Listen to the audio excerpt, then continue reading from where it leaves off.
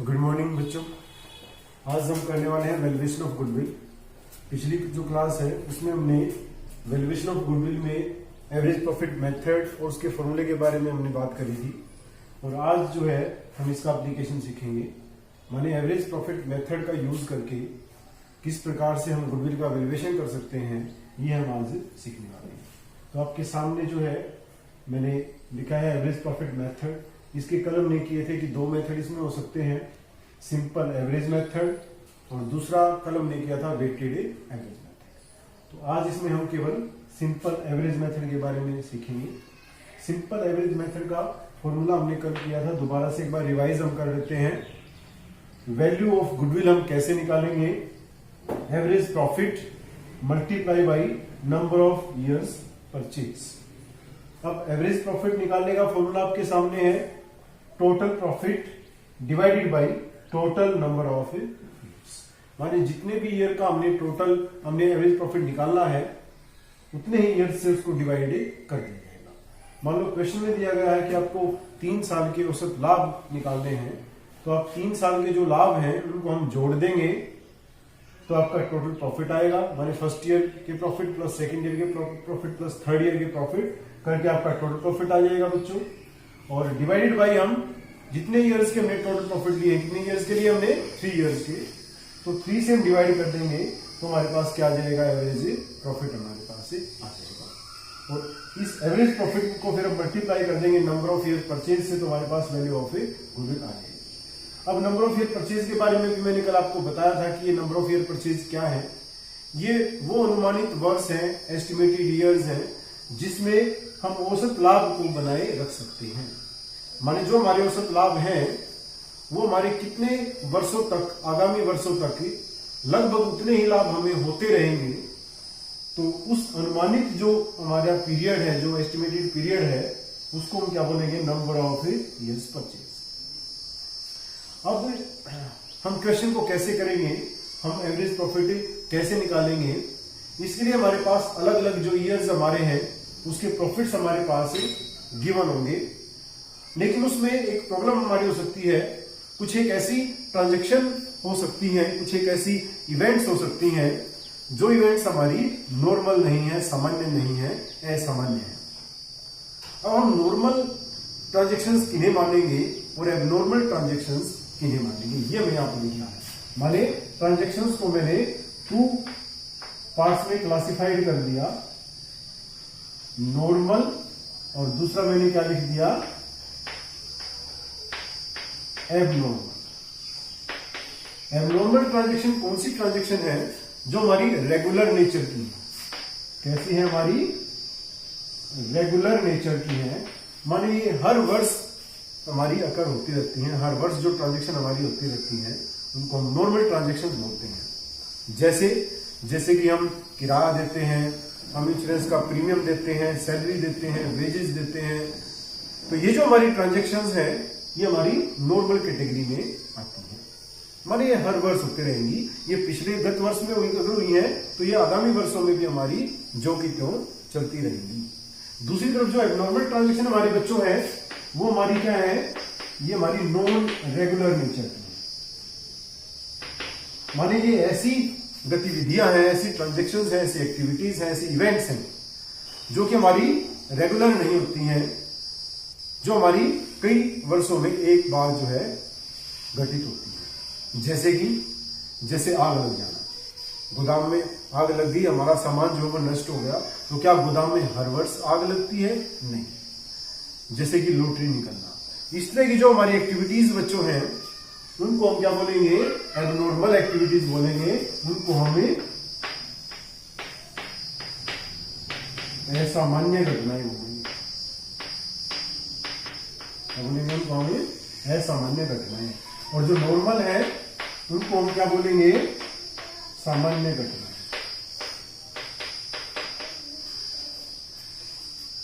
अब हम इन्हें क्यों पढ़ रहे हैं, क्यों हम यहाँ पे नॉर्मल और एबनॉर्मल एक्टिविटीज का जिक्र कर रहे हैं? क्योंकि हम जो हमारे 10 वर्ष के जो लाभ थे उनके आधार पे हमने औसत लाभ निकाला, और उन लाभों के आधार पे हम भविष्य के लिए गुडविल हम निकालते हैं। माने हम क्या करेंगे यहाँ पे कि जो गत वर्ष के जो लाभ हैं उनको हम इस तरह से एडजस्ट करेंगे, समायोजित करेंगे, ताकि वही जो प्रॉफिट हमारे हैं, वही जो लाभ हमारे हैं, वो आगामी वर्षों में भी जो के तो होते रहे। तो हमें क्या करना पड़ेगा, हम केवल नॉर्मल एक्टिविटीज से, सामान्य जो हमारी घटनाएं हैं उनसे होने वाले लाभ को ही हमें ऐसा लाभ मान सकते हैं जो कि हमारा आगामी वर्षों में भी होता रहेगा। माने अगर गत वर्षों में, अगर प्रीवियस ईयर्स में कोई एबनॉर्मल ट्रांजेक्शंस हुई हैं, कोई असामान्य घटनाएं हुई हैं जो कि आगामी वर्ष में होने की संभावना नहीं है, तो उनको हम समायोजित कर देते हैं। माने अगर हमारे गत वर्ष में कोई असामान्य हानि हुई है और उसकी वजह से उस गत वर्ष का, उस पर्टिकुलर ईयर का जो प्रॉफिट है वो हमारा कम हो गया है, तो उसको हम क्या कर देंगे, वापस से ऐड कर देंगे, क्योंकि हम ये मानेंगे कि आगे इस प्रकार की हानि होने की संभावना नहीं है। और इसी प्रकार से अगर कोई असामान्य लाभ हुआ है और उससे किसी पर्टिकुलर ईयर का प्रॉफिट हमारा इंक्रीज अगर हो गया है, तो उसको हम वापस क्या कर देंगे, लेस कर देंगे, डिडक्ट कर देंगे। क्यों? क्योंकि आगामी वर्षों में ऐसा कोई असामान्य लाभ होने की जो है संभावना नहीं है। तो इस तरह से ऐसा करके हम क्या करेंगे, हमारा जो हमारे लाभ होंगे वो ऐसे लाभ होंगे जो हमारे नॉर्मल है, सामान्य है, और वो आगामी वर्षों में भी हमारे हो सकते हैं। और उन्हीं लाभों से उनको हम जो है एक्चुअल नॉर्मल प्रॉफिट में हम बोल सकते हैं, एवरेज नॉर्मल प्रॉफिट में हम बोल सकते हैं। उन्हीं की हेल्प से हम क्या निकालेंगे, वैल्यू ऑफ गुडविल निकालेंगे। ठीक है। इसी प्रकार से हमारी जो है कुछ ऐसी हमारी घटनाएं हो सकती हैं जो कि हमारी जो है बिजनेस से रिलेटेड नहीं है, माने बिजनेस एक्टिविटीज से रिलेटेड नहीं है, सामान्य व्यवसाय से संबंधित नहीं है। नॉन ऑपरेटिंग एक्टिविटीज उनको बोल देते हैं। क्या बोल देते हैं? नॉन ऑपरेटिंग एक्टिविटीज, जैसे कि income from investment, income from investment, क्योंकि इन्वेस्टमेंट हम बाहर पैसा इन्वेस्ट करते हैं, जबकि हमारा व्यवसाय पैसा इन्वेस्ट करने का नहीं है। तो वहां से अगर कोई इनकम आती है तो उसको भी जो है हम माइनस कर देते हैं उस पर्टिकुलर ईयर के प्रॉफिट में से। तो अब इसका प्रैक्टिकल एप्लीकेशन एक एग्जांपल की हेल्प से जो है हमें अभी सीखेंगे।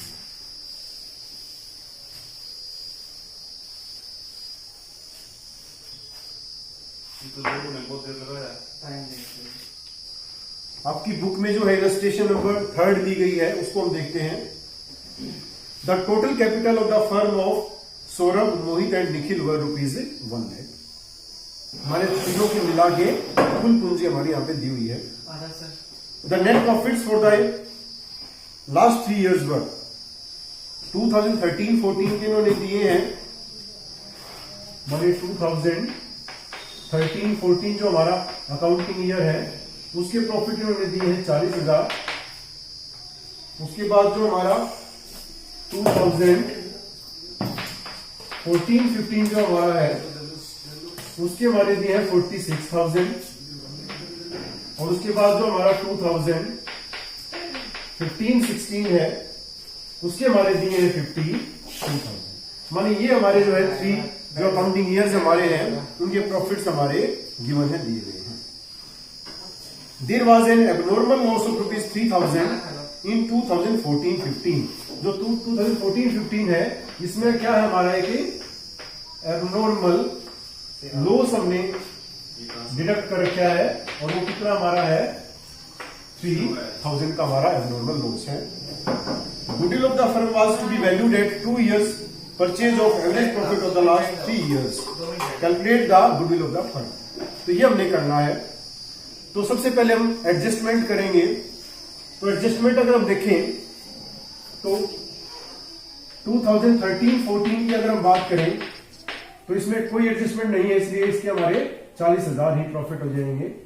अगर 2014-15 की हम बात करें तो 46,000 जो है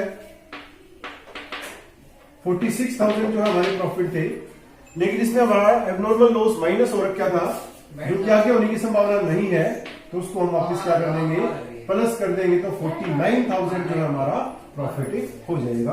और 2015-16 अकाउंटिंग ईयर की बात करें तो इसमें कोई एडजस्टमेंट हमारा नहीं है, इसलिए 52,000 ही हमारे प्रॉफिट रह जाएंगे। माने एक ही पर्टिकुलर ईयर ऐसा है जिसमें हमारी एबनॉर्मल जो लॉस है उसकी एडजस्टमेंट थी और उसी को हमने क्या कर दिया, ठीक कर दिया। तो अब हमारे पास क्या आएगा, हमारे पास हम यहाँ पे निकाल लेते हैं टोटल प्रॉफिट, मानी 3 इयर्स का टोटल प्रॉफिट हमारा कितना हो जाएगा। तो यहाँ पे अगर इसको हम कैलकुलेट करें 1,41,000 जो हमारे हैं वो हमारे टोटल प्रॉफिट आ जाते हैं। अब हमने क्या निकालना है इसके बाद हमने एवरेज प्रॉफिट निकालना है। और आप सभी जानते हैं, आपके सामने लिखा हुआ है कि एवरेज प्रॉफिट का हमारा फॉर्मूला क्या है। यहां पे हमने मेंशन किया है total profit divided by total number of years. अब टोटल प्रॉफिट हमारा कितना है जी, 1,41,000 हमारा क्या है, टोटल प्रॉफिट हमारा है। और टोटल नंबर ऑफ इयर्स कितने हमारे, 13, 14, 14, 15 एंड 15, 16, 3 अकाउंटिंग इयर्स। तो डिवाइडेड बाई 3 इसको हम करेंगे तो 47,000 जो हमारे आ जाएंगे वो हमारे क्या होंगे, एवरेज प्रॉफिट हमारा आ जाएगा। ठीक है, इसके बाद हमने क्या फाइंड आउट करना है, इसके बाद हमने गुडविल फाइंड आउट करनी है। और गुडविल का जो फॉर्मूला हमारा रहेगा वो हमारा क्या रहेगा, average profit multiply by number of years purchase. अब यहां पे एवरेज प्रॉफिट हमने फाइंड आउट कर लिया है, दैट इज 47,000। अब क्वेश्चन में जो हमारा नंबर ऑफ ईयर परचेज हमारे गिवन है वो गिवन हमारे हैं 2, तो मल्टीप्लाई बाई 2 इसको हम कर देंगे तो हमारे पास क्या रहेगी, वैल्यू ऑफ ए गुडविल हमारे पास आ जाएगी, माने 94,000 हमारा क्या आ जाएगा, वैल्यू ऑफ ए गुडविल। माने इस प्रकार से जो है हम सिंपल एवरेज प्रॉफिट मेथड का यूज करके हम जो है गुडविल हम फाइंड आउट कर सकते हैं।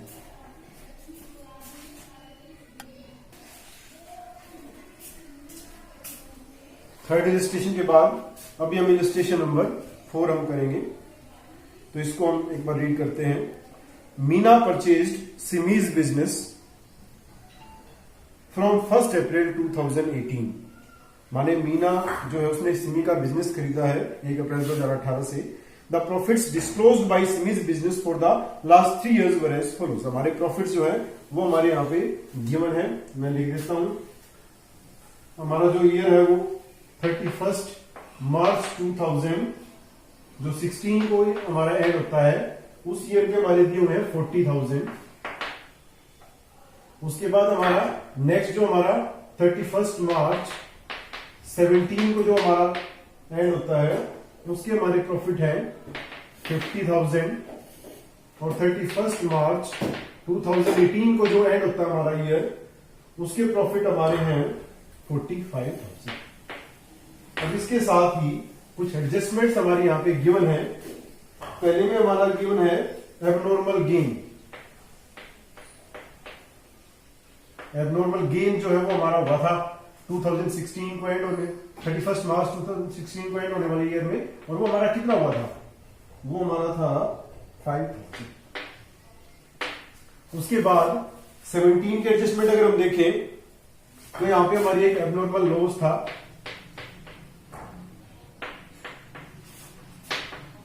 ₹10,000। और अगर हम 2018 की बात करें तो यहां पे है excluding ₹5,000 as annual insurance premium. Annual insurance premium now ensure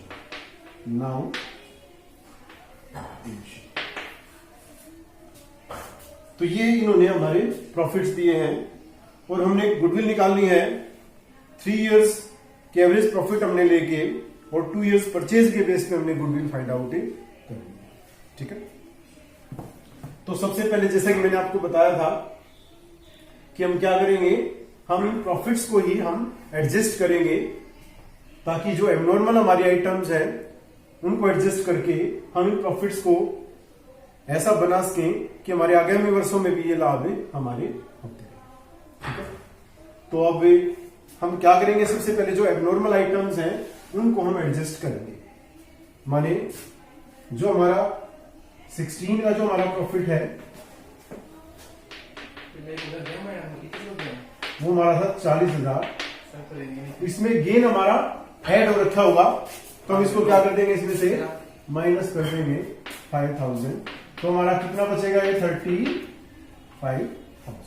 ठीक है, उसके बाद जो हमारा 2017 के हमारे प्रॉफिट थे वो हमारे 50,000 थे, तो इसमें से हमने माइनस कर रखा होगा 10,000 एबनॉर्मल लॉस, तो इसको हम क्या कर देंगे, इसमें प्लस कर देंगे, तो हमारा कितना आ जाएगा जी 60,000। ठीक है, अब अगर हम बात करें 2018 की, तो इसकी जो प्रॉफिट हमारे थे वो हमारे कितने थे, 45,000। अब यहां इन्होंने क्या कहा है कि एक्सक्लूडिंग, माने इसमें से हमने माइनस नहीं कर रखा है, क्या नहीं कर रखा है जी, 5,000 एक एनुअल इंश्योरेंस प्रीमियम था और हमने अभी उस इंश्योरेंस करवाया है।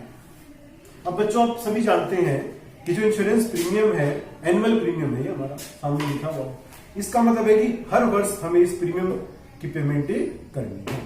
माने सामान्य प्रकृति का हमारा नहीं है, ये हमारा सामान्य प्रवृत्ति का है, नॉर्मल हमारा ये ट्रांजेक्शन है। तो नॉर्मल ट्रांजेक्शन तो आगे जो नेक्स्ट ईयर में हमारे आएंगे वहां से भी देना पड़ेगा हमें ये, तो इसको हम क्या करेंगे, इसको किसी एक पर्टिकुलर ईयर में से एडजस्ट करने के बजाय या तो हर वर्ष के लाभों में से क्या करो, इसको माइनस करो। माने 16 में से भी माइनस करो, 17 में से भी माइनस करो और 18 में से भी माइनस करो। ये थोड़ा लेंथी हमारा मेथड है। एक दूसरा तरीका हमारा क्या हो सकता है कि पहले आप एबनॉर्मल जो एक्टिविटीज हमारी है, एबनॉर्मल ट्रांजेक्शंस हमारी हैं, सिर्फ उन्हीं का एडजस्टमेंट कर लो और उसके बाद जो प्रॉफिट्स हमारे आए उनकी हेल्प से क्या निकाल लो, आप एवरेज प्रॉफिट फाइंड आउट कर लो और फिर क्या करो, आप उस एवरेज प्रॉफिट में से जो भी ऐसी नॉर्मल हमारा कोई एक्सपेंस है जो कि हमारा पहले नहीं होता था, अब हमने किया और ये हर वर्ष में हमारा होगा, एनुअल है, तो इसको आप एवरेज प्रॉफिट में से क्या कर दो, माइनस। तो यहां पे हम वही मेथड का यूज करेंगे। माने 45,000 में से हम कोई एडजस्टमेंट नहीं करेंगे, 45,000 ही इसको हमें दे देंगे। तो यहां पे हमारे पास क्या आ जाएंगे, टोटल प्रॉफिट्स हमारे पास है। तो इनको अगर हम टोटल करें तो 1,40,000 हमारे क्या आ जाएंगे, टोटल प्रॉफिट हमारे हो गई। अब हमने क्या निकालना है, हमने निकालना है average profit. Average profit formula आपके सामने लिखा हुआ है, total profit divided by total number of years. अब टोटल प्रॉफिट हमारा कितना आ जी, 1,40,000 आ गया, divided by total number of years कितने हैं, 1, 2 और 3, तो 3 से इसको डिवाइड कर देंगे हम। उसके बाद हमारे पास ये हमारा क्या आ गया जी, ये हमारा एवरेज प्रॉफिट आ गया। अब हमने क्या करना है, जो हमारी नॉर्मल जो हमारी ट्रांजेक्शन थी उसको हमने एवरेज प्रॉफिट में से माइनस करना है, actual average profit find out करने के लिए। माने actual average profit is equal to 46,667 minus 5,000 हमारा क्या है, इंश्योरेंस। तो कितना आ गया हमारा 41,660, ये हमारा क्या आ गया जी, एवरेज प्रॉफिट हमारा आ गया। दोबारा से समझ लीजिए, सबसे पहले हम जो एबनॉर्मल हमारी आइटम्स है उनका हम ट्रीटमेंट करेंगे, उनका हम एडजस्टमेंट करेंगे। अगर किसी पर्टिकुलर ईयर में कोई एबनॉर्मल गेन ऐड है तो उसको माइनस कर देंगे, अगर एबनॉर्मल लॉस माइनस है किसी पर्टिकुलर ईयर में से उसको हम प्लस कर देंगे, और उसके बाद कोई ऐसी ट्रांजेक्शन है जो कि हमारी एनुअल नेचर की है लेकिन अभी हमारी ये स्टार्ट हुई है, तो उसका हम ट्रीटमेंट पहले नहीं करेंगे, हम एवरेज प्रॉफिट निकाल लेंगे और उस एवरेज प्रॉफिट में से ही हम उस नॉर्मल एक्टिविटी को माइनस से करेंगे। तो हमारे पास जो एवरेज प्रॉफिट आएगा 41,667 आ गए।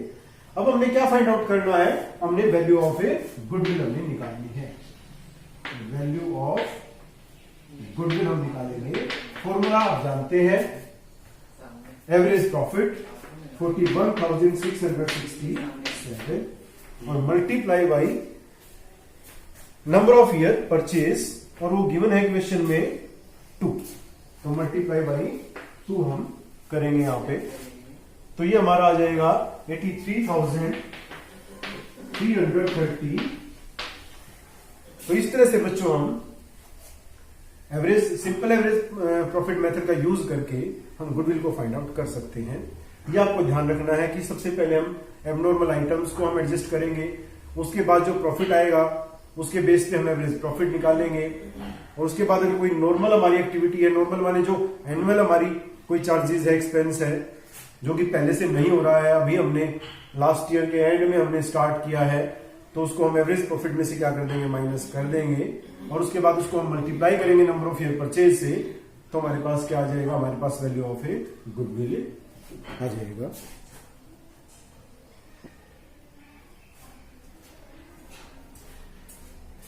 इसके बाद हम इलस्ट्रेशन नंबर 5 हम देखेंगे। ए तथा बी एक फर्म, A and B are partners in a firm sharing profits and losses in the ratio of 2:1. They decide to take C into partnership for 1/5 share on 1st April 2017. For this purpose, goodwill is to be valued at 80% of the average annual profits of the previous 3 or 4 years, whichever is higher. अभी इन्होंने क्या कहा यहाँ पे, अभी तक ये हमें नंबर ऑफ ईयर परचेज देते थे, अभी इन्होंने नंबर ऑफ ईयर परचेज की जगह क्या दे दिया, 80% हम करेंगे। और किसका 80% करेंगे जी हम, या तो 3 साल के एवरेज प्रॉफिट या तो 4 साल के एवरेज प्रॉफिट, ऑप्शन है हमारे पास। माने हमें क्या करना पड़ेगा, यहाँ पे हमें 3 ईयर्स के बेस पे भी एवरेज प्रॉफिट निकालने पड़ेंगे और 4 ईयर्स के बेस पे भी निकालने पड़ेंगे, और फिर जो ज्यादा होगा उसका 80% करके हमारे पास क्या आएगी, वैल्यू ऑफ गुडविल हमारे पास आएगी। तो इसको देख लेते हैं एक बार। हमारे पास जो गिवन है वो क्या है, हमारे पास जो है 31 मार्च 2014 के प्रॉफिट्स हमारे पास दे रखे हैं। ये कितने से हमारे 98,000। उसके बाद हमारे पास 2015 के हमारे पास प्रॉफिट है 80,000। उसके बाद 2016 के प्रॉफिट हमारे पास है 76,000, और अंत में हमारे पास 2017 के प्रॉफिट हमारे पास है, और वो हमारे पास है 1,20,000। ये हमारे पास क्वेश्चन में गिवन है। और यहाँ पे क्वेश्चन में कोई भी एबनॉर्मल एक्टिविटी नहीं दी हुई है, माने वो एडजस्टमेंट हमें करने की रिक्वायरमेंट नहीं है। यहाँ पे हमें सिर्फ 3 इयर्स के और 4 इयर्स के हमें एवरेज प्रॉफिट फाइंड आउट करने की रिक्वायरमेंट है।